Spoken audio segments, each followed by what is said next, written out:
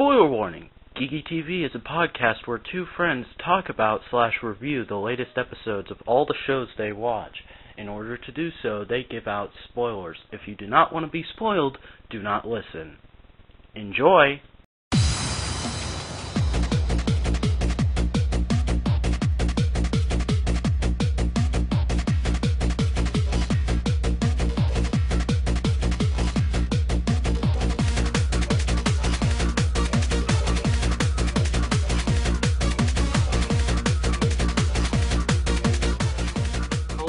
Welcome to Geeky TV, brought to you by the Vacuum Network. I am one of your hosts, the Vacuuminator, but I am not alone in this epic return to our series. I am, of course, joined by Cally Shoka. Hello! Hello, everybody! I have not yet died!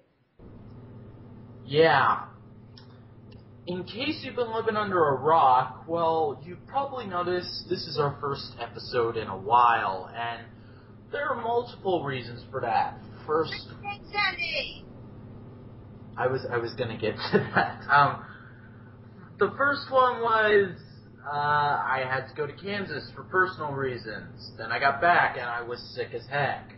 Then we did record 2 episodes, but the audio got screwed up when I was importing them into my editor. And then Hurricane Sandy happened. Yeah. Dead. I'm sorry? Hurricane Sandy didn't kill me. I am pleased. I am pleased as well, because if you did, I'd have to find another co-host. Yeah, and also I would be sad. I'm a horrible human being, everyone. So, I guess it would be appropriate, since you've already said how you're doing. How are you coping with Hurricane Sandy? Things are really weird around here, but my house wasn't damaged. We didn't actually lose anything. We were without power for about 4 days, and when we got power back, we had no TV, phone, or internet. So I was like completely MIA for about a week. And now there's like the severe gas shortage, and the lines are crazy to get gas. Yeah, I love that at the end of the Daily Show the other night, Jon Stewart just went to his guest, "Did you bring us some gas?" And then, yeah. And then his guest goes, "Oh yeah, I got a whole truck full in the back." Yeah, my parents had to drive to Pennsylvania to fill a bunch of those little carton things with gas to bring back. Oh, wow. So yeah, I'm not leaving the house for a little while. Can't get gas for my car. There's like 3 gallons in there from the cartons. Wow. But yeah, it could be worse. My town is being shown on TV all the time as the worst hit borough in New York City and all that. So yeah, could be worse. I have power, I have food. So yeah. Yeah. Well, as for me, I've been all right, aside from the whole getting sick thing. Although I will say, we are recording this on the 6th, and I will say I am literally thanking God the election is over now, because this has been one of the worst elections I've ever seen. Hey, it's technically not over yet. Today's just the day people vote. Tomorrow, we'll know how screwed up this country is. So. And I will not reveal who I would have voted for if I was old enough to vote, people, so please do not ask me. I don't like putting political views out there, because no matter what I say... Why are we talking about politics? Let's move on. That is a good point. To the news! The news. First up in the news this week, we have S.H.I.E.L.D. show news. Okay, we're not singing the song. Clark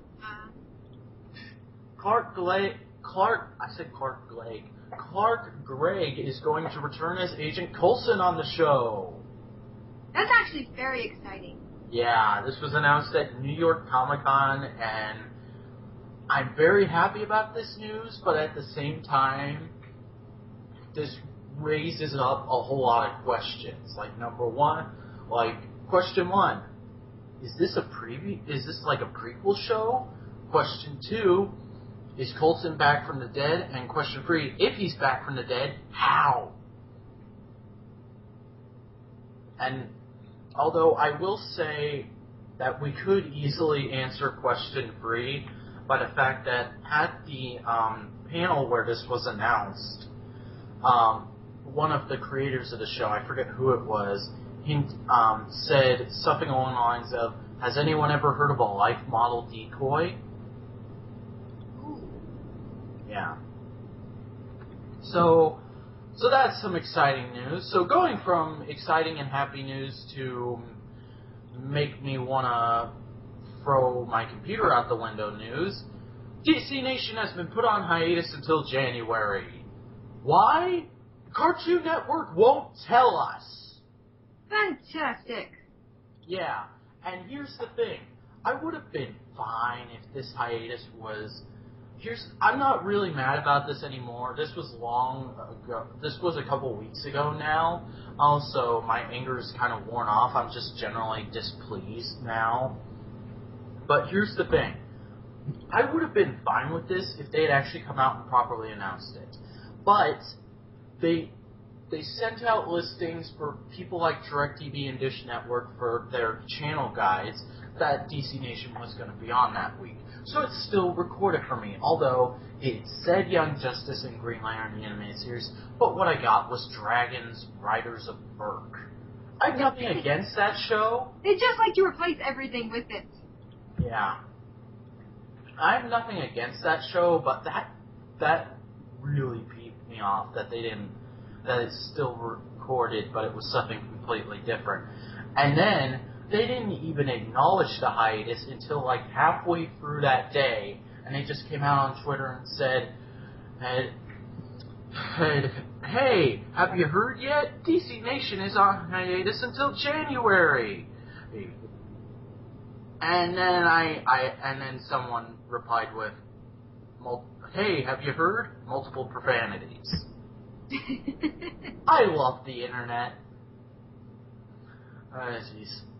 But, yeah, there's no word yet on why this was done.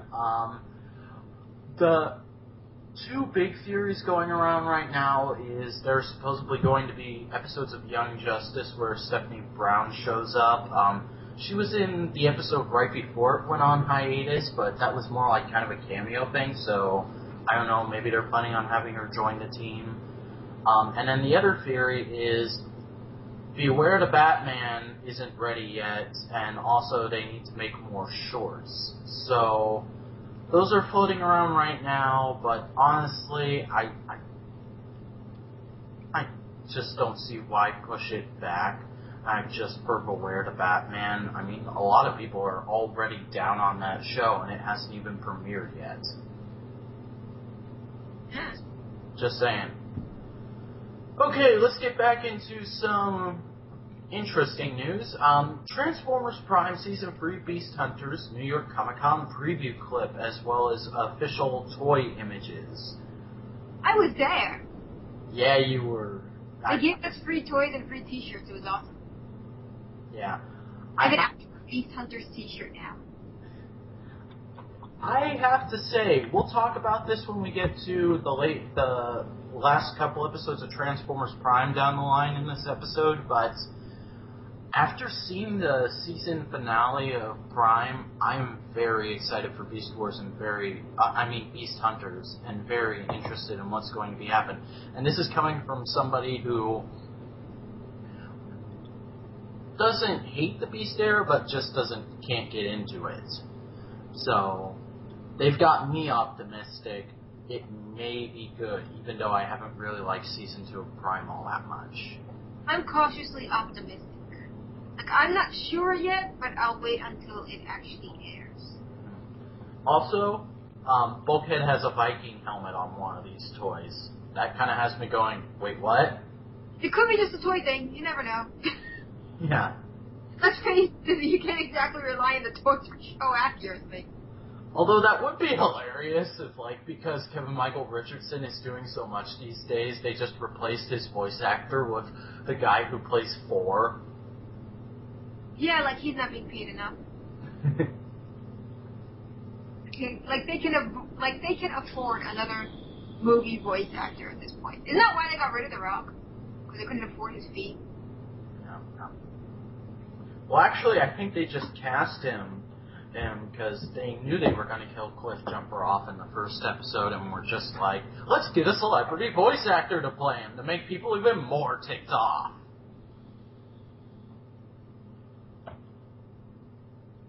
So yeah. Next up is we have some Power Rangers news. First off, we have official confirmation that past Rangers are going to appear in the second season of Power Rangers MegaForce. No word yet on who, but this is very exciting news, seeing as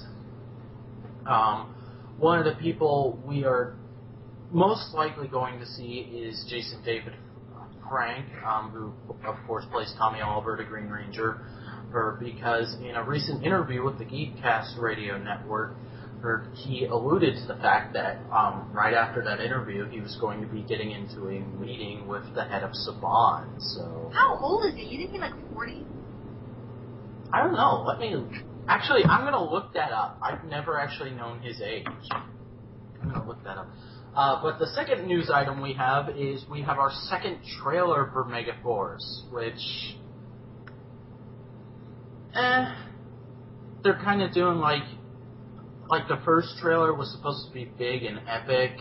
This one is kind of showing off the more campy vibe that Power Rangers has been getting in recent years, and I was very excited for this season when I saw the first trailer.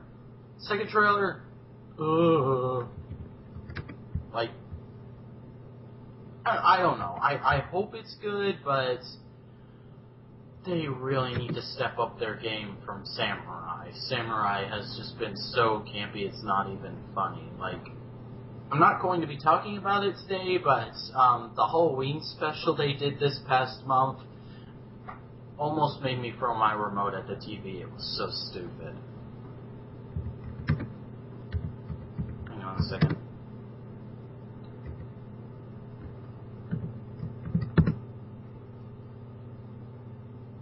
Jason David Frank is 39. Yeah, I was pretty accurate then. Okay. Anyways,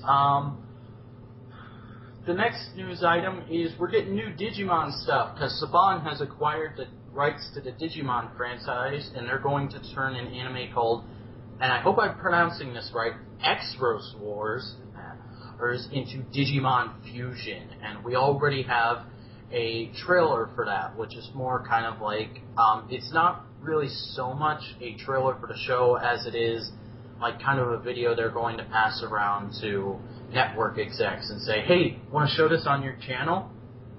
But I have to say, I haven't really been excited about Digimon in a long time. Like, the closest I've come is JO's videos she's been doing on each series.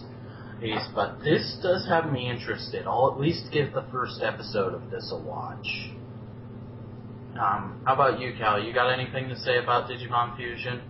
Not really. I haven't been in that fandom in a very long time. Nothing against it. It just kind of faded out. I have good memories of the original Digimon series, so. Yeah.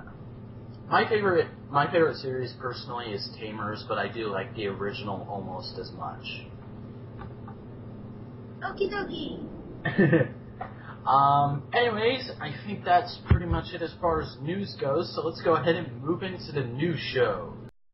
News shows.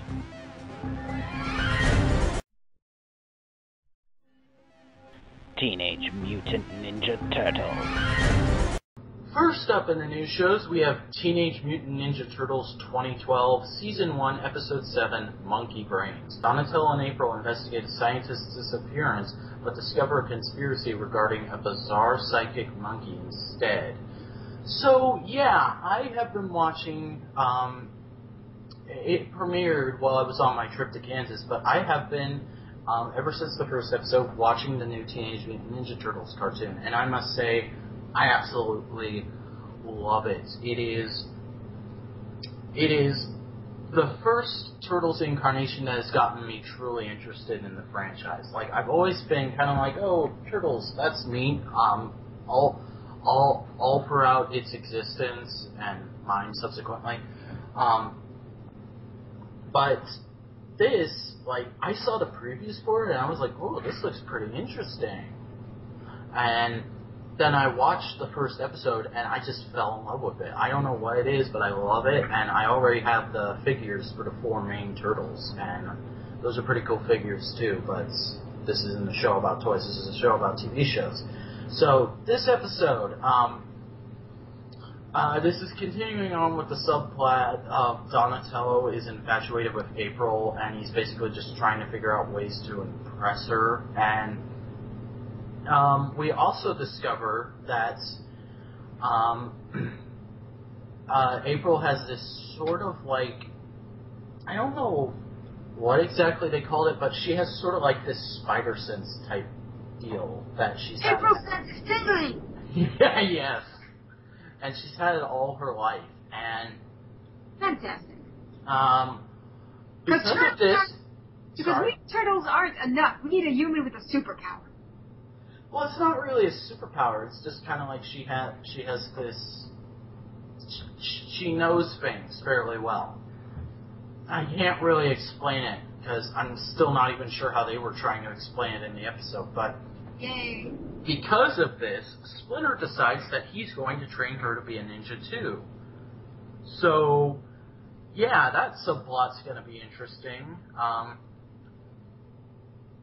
And then at the same time, we have the plot with the scientist who got mutated into a monkey by his co-worker scientist guy thing.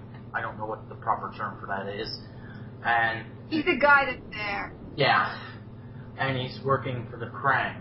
But I will say I did really like this episode just because the co-worker, or the guy that's there, was voiced by Jeffrey Combs. And Jeffrey Combs is Ratchet, and as many of you know, I love me some Jeffrey Combs. He's a great actor.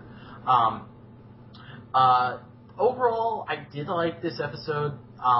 There was another little bit in there, I forget exactly what happened, but it's after their first encounter with the monkey, April brings Donatello back down to the sewers because he's just gotten the shit beat out of him, and his brothers are like, oh man, are you alright? And he's like, no, I feel like, I feel terrible. And then they go, how'd this happen? And I got ambushed by a monkey. And they just start laughing, and then April comes back, and and she's like, are you laughing at him because he's hurt? No, we're laughing at him because he got beat up by a monkey. And I just found that a great little moment, because one of the things I like about this series is they are actually writing the Turtles as teenagers. And if anyone out there has a friend who is a teenager and has a brother, or has a teenage brother himself, knows that kind of thing happens all the time. And I really like that scene. But yeah, this episode in and of itself, I think I'm going to give a 6. Arrow, Season 1, Episode 4, An Innocent Man. Another one of the shows I've picked up since during our hiatus is Arrow, and I'm just going to say this right now.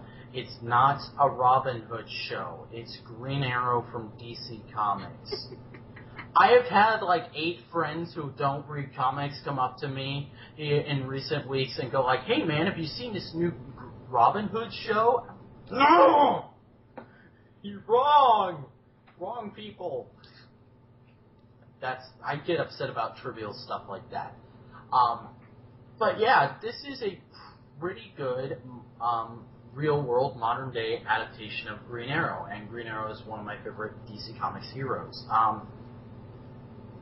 I'm actually surprised at how good this show is, considering that, one, it's on the CW, And 2, it's the first superhero TV series to come after Smallville. And I don't usually talk about that show a lot, but my opinion on it is pretty much the same as Captain Logan's. It had a few good episodes, but overall it was just terrible. Terrible show.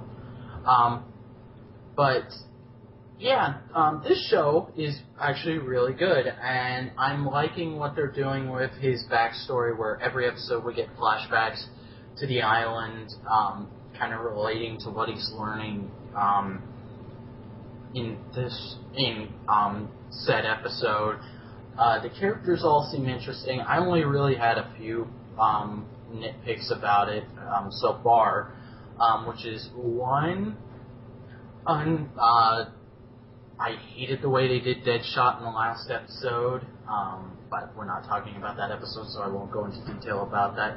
2, for some reason they changed the name of the city to Starling City when I remember it being called Star City in the comics.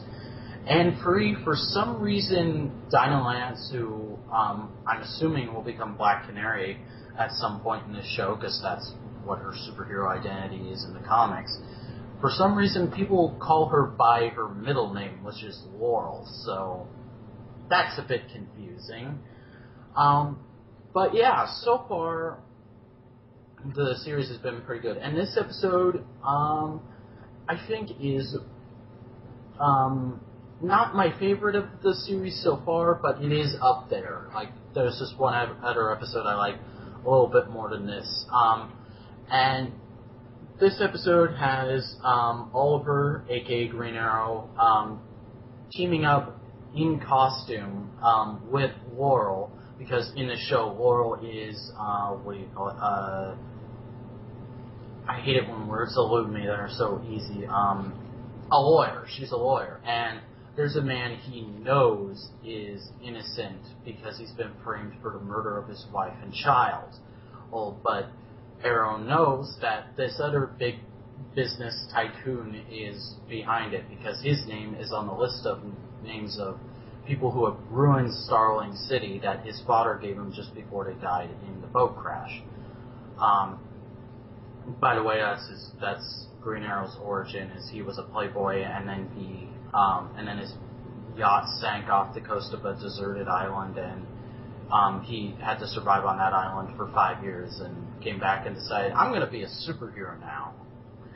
Because that's how things work. Yeah. But other things I liked in this episode is where Walter, who is the guy, the CEO of Queen Industries, and now Oliver's stepfather, is getting closer to finding out that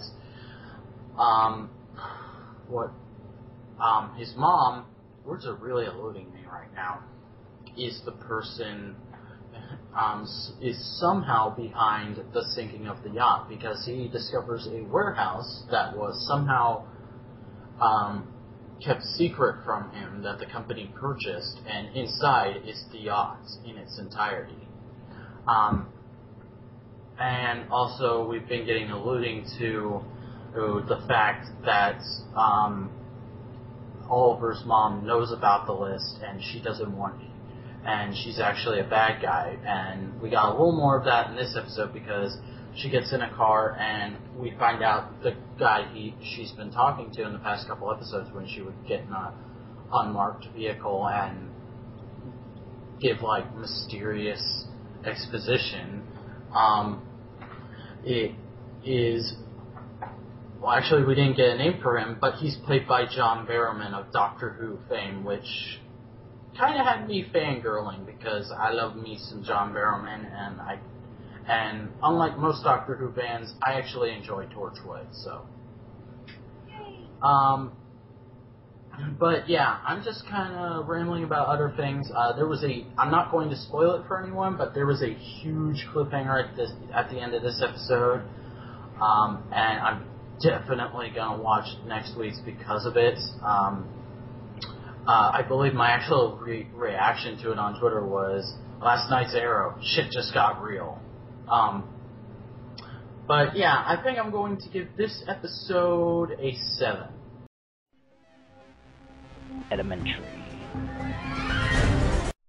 And now the last of the shows I picked up during our hiatus, Elementary, Season 1, Episode 5, Lesser Evils. While trying to find out more about what led Watson to leave her old job, Holmes begins to suspect that there's something fishy about patients at the hospital supposedly dying of natural causes.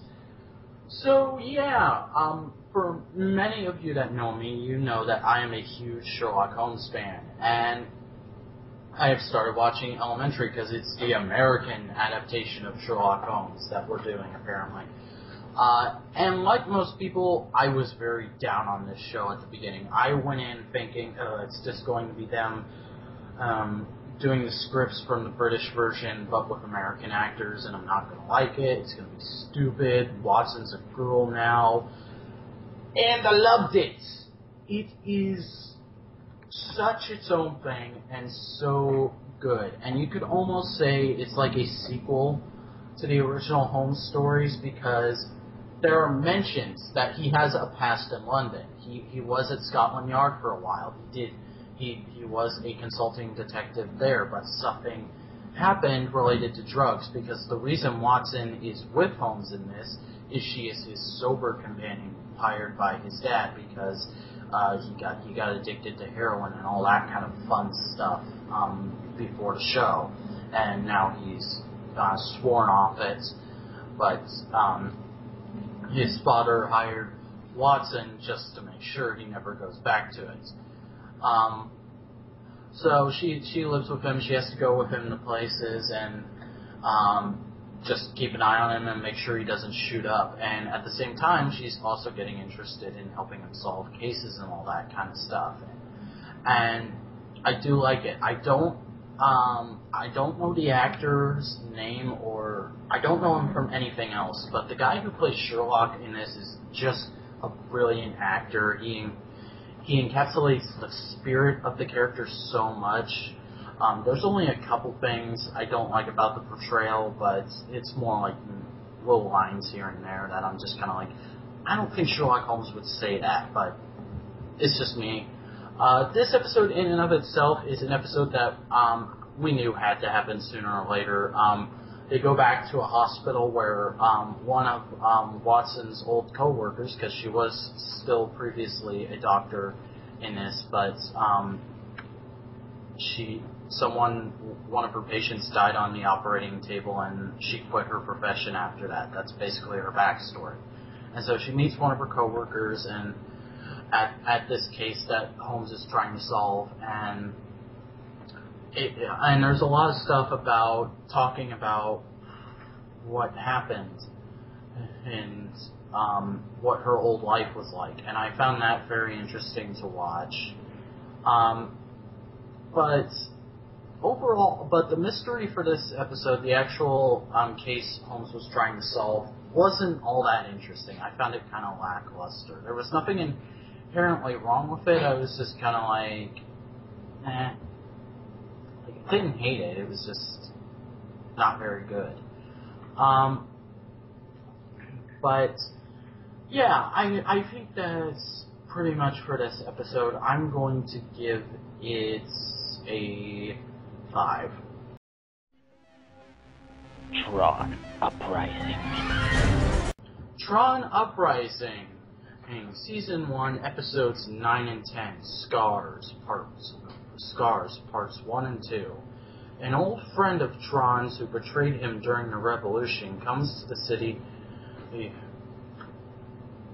prompting him to take revenge. So, yeah, much like this week's Elementary, this is an episode we knew had to happen sooner or later, and this is the episode where Dyson shows up.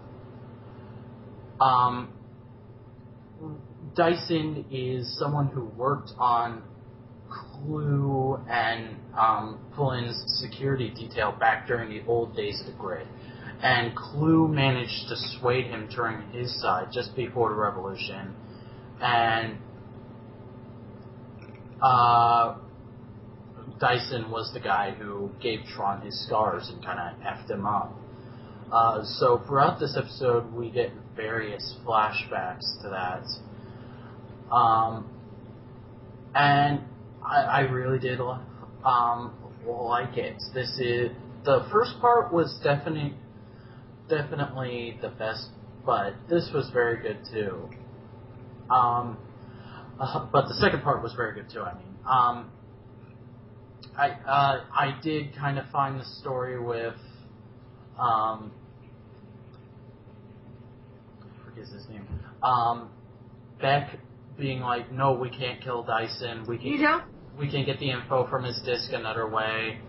And then they just go, and Tron's like, no, I'm going to kill him.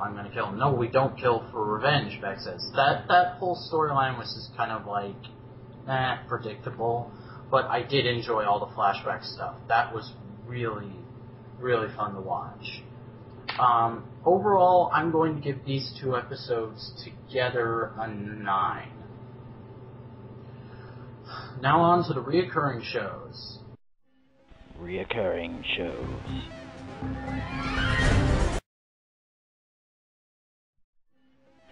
Star Wars The Clone Wars. Star Wars The Clone Wars, Season 5, Episode 6, The Gathering.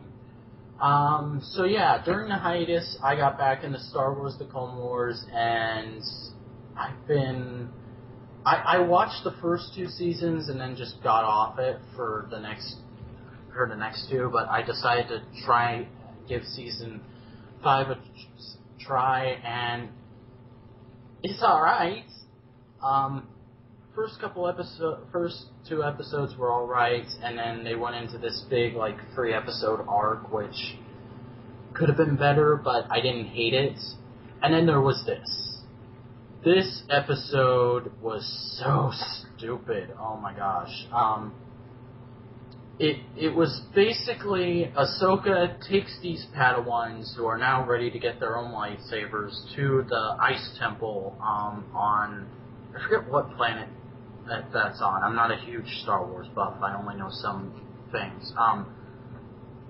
But the planet where they get their crystals, and the whole plot is just these kids who are learning to become Jedi and can't be any older than 12, running around these ice temples facing their fears. And yeah, this is one of those Star Wars The Clone Wars that just makes it feel like a kid's show, and I did not like that. All the voice act, all the writing, the way they wrote the kids was just so typical of the way you write kids in cartoons, and I didn't like it. They could have, I felt like they could have wrote them so much better, because I've read expanded universe novels where they have kids that young who are learning to become Jedi, and they're written way better than that. So, this episode is perfectly skippable. As far as I can tell, it has no bearing on the plot. It's just a one-off episode where they're like, hey kids, check out these Jedi who are your age, and you should learn from them facing their fears. Yeah, I'm gonna give this episode a 1, and it only gets 1, and because it does show the process of younglings getting their lightsabers for the first time. Fringe. Fringe, Season 5, Episode 5, an origin story. I haven't been enjoying the season of Fringe as much as I've enjoyed previous ones, probably because every season seems to be an entirely new thing going on. So yeah, last episode, Episode 5, which I managed to see despite the hurricane, the episode ended with Olivia and Peter's daughter, who if they mentioned her name, I don't remember it, because that's how this season is apparently. She died. She was killed by one of the observers/invaders/whatever. Naturally, this leads to the parents either being depressed or slightly murderous, depending on your point of view. A little bit of both, probably, on both of them. But Olivia kind of goes into a slightly depressed funk. Peter decides to go, I will kill all of them. And this episode, he essentially kidnaps an invader/observer, kind of does some surgery that's probably not safe for anybody involved, and injects something from the observer's head into his own head. I still have no idea what it is, but the previews for next episode leads me to believe that he has some Matrix Kung Fu powers now. Fantastic. So yeah, that happened. They're kind of sort of going on the offensive in the we have nothing left to lose now kind of thing. So yeah, they're still going on the quest. Asteroid is getting practically no showtime now. She's just there as a background character. I don't know where this is going. I'm giving the episode a 5. Transformers Prime, Season 2, Episodes 25 and 26, Regeneration and Darkest Hour. The bots and cons head for Cybertron to bring the planet back to life as they fight their quote-unquote final battle. Also, final is misspelled in that, but okay. Damn it, Wikipedia. That says Finlay. As they fight their fillet battle, yes. They're on horses. Yay. It's a crossover with My Little Pony. Yeah, that'll be fun. But no. That was interesting, these past 2 episodes. These episodes yeah. Darkest Hour was the most depressing episode of Transformers I've ever seen. Because, and major spoilers, folks, in the Season 2 finale, which is these 2 episodes, basically, the Autobots go to Cybertron and are like, we're going to restore the planet. The cons they fight the cons, get the keys, try to restore the planet. Then the cons show up with the humans, so they have to hand the keys back over, and the cons start cyberforming Earth. So they're like, why the hell not?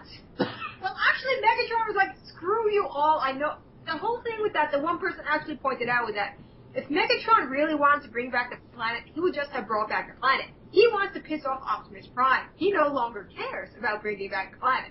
He just wants to piss off Optimus. So yeah, that's why he attacks Earth. And you notice that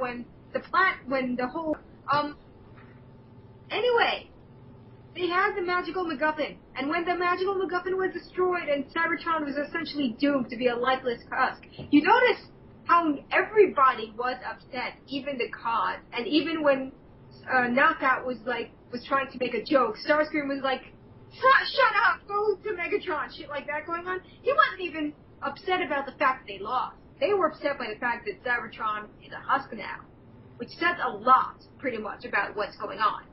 Yeah. With the Decepticon mentality. So yeah.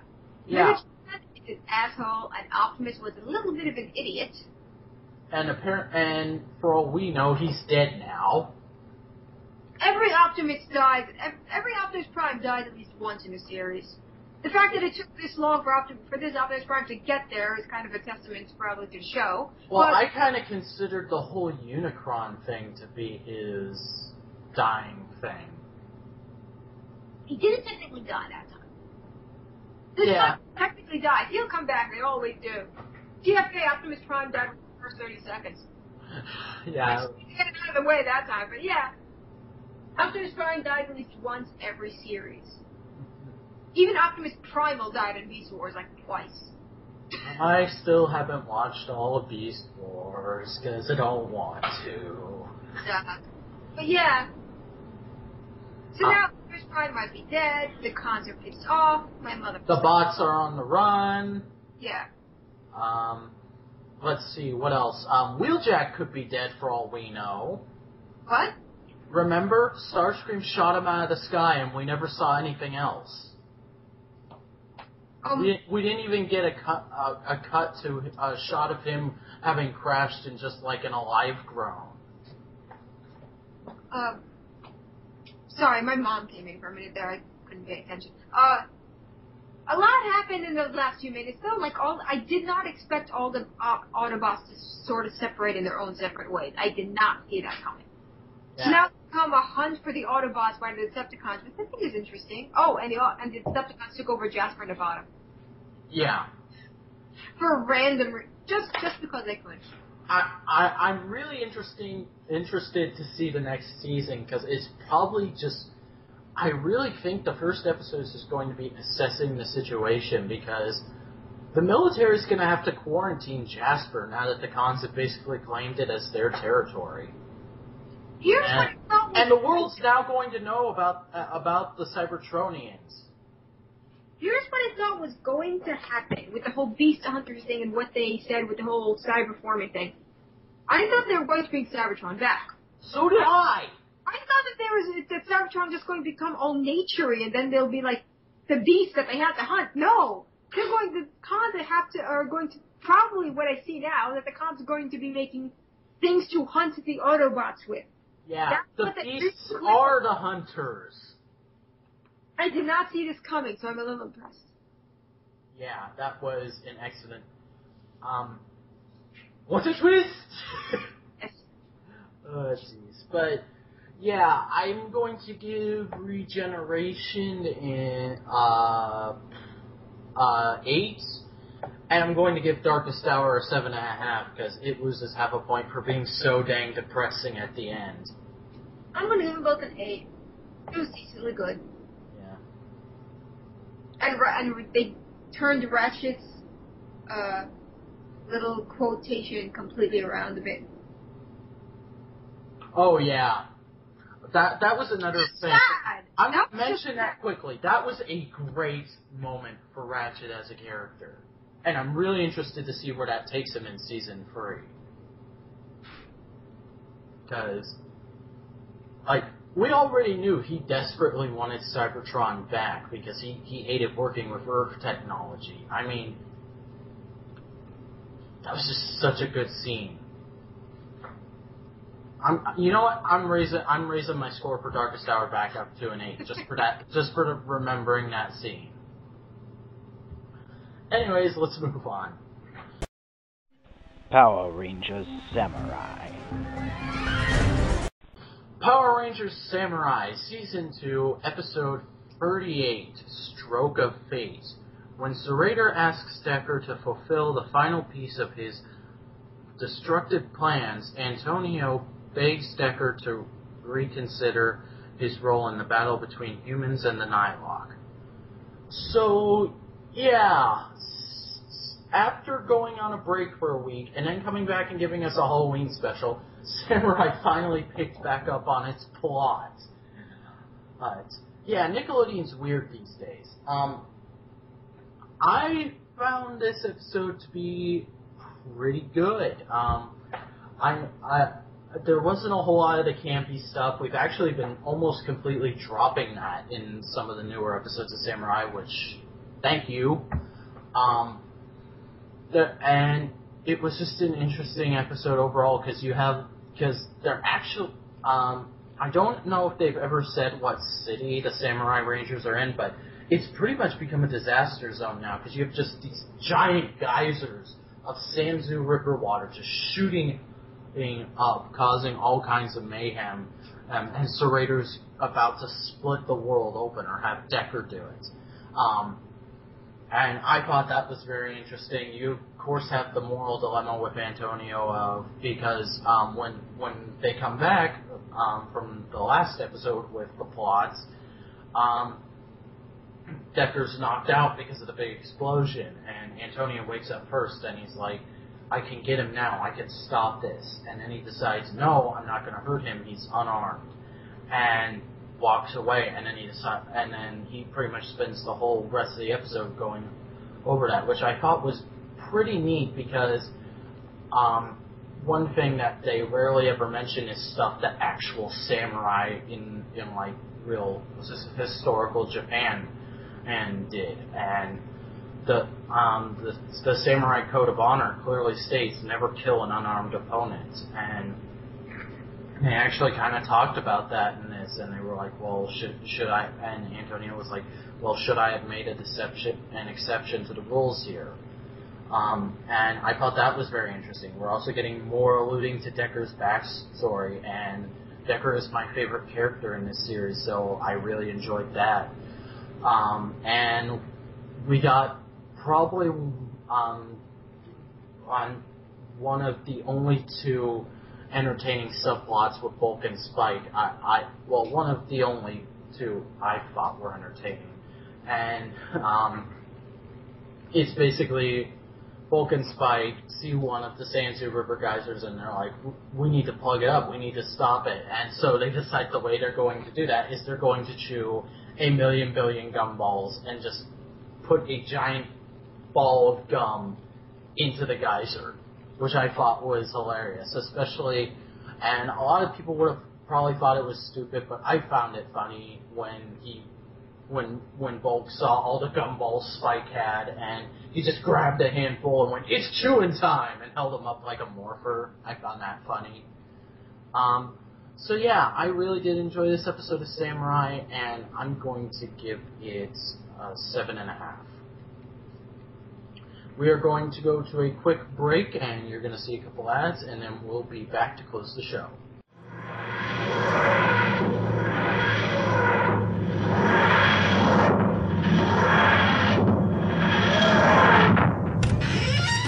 Hello. I've been asked to step in and tell you about a podcast that a couple of us are doing.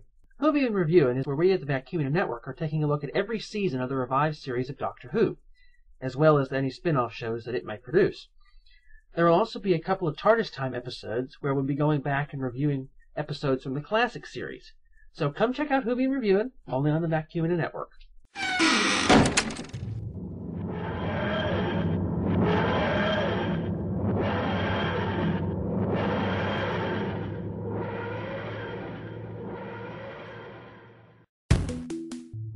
Come check out the Vac Network's all-new flagship show, Topic Time, where we talk about whatever the heck we want, whenever the heck we want.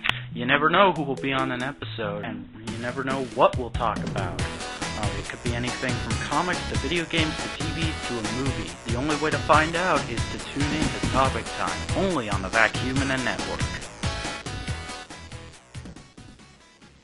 And we're back here on Geeky TV, and this has been a pretty interesting couple weeks of TV and also life, because that factors in, and life. yeah, this has definitely been the busiest month and a half of my life I've ever had. Just saying. You're not even in hurricanes. Sorry? You're not even in the hurricane zone. You can get that. Hey, I've been in a hurricane before. I live in Florida. Yeah, but, yeah, anything you want to add, Cally? No, I'm good. Okay, so, in that case, thank you for listening to Geeky TV. You can subscribe to us here on YouTube to get every episode of the show as it comes out. That's youtube.com/user/TheVacuumNetwork. Or please check out our site, thevacuumnetwork.tumblr.com. You can follow us on Twitter, or I am at TheHackHumanator. Cally is at Cally Carey Shoka, and the network is at the Vacuum Network. And now I'm going to wait for Cally to get back to see if she wants. I'm here. Okay, you want to plug a shop fill or something? I just had a shop fill and commissions just opened, but I do have a puzzle set on eBay. Dun dun dun. Puzzle Former, Prowl, and Jazz. The bidding has a day and a half left as we're recording, and it's at $72. So yeah. Okay, I don't know if I'll be able to get this done that fast, but maybe. Yay! Okay, so, until next week here on Geeky TV, I'm the Vacuuminator. I'm Cally! Saying, Red Energon!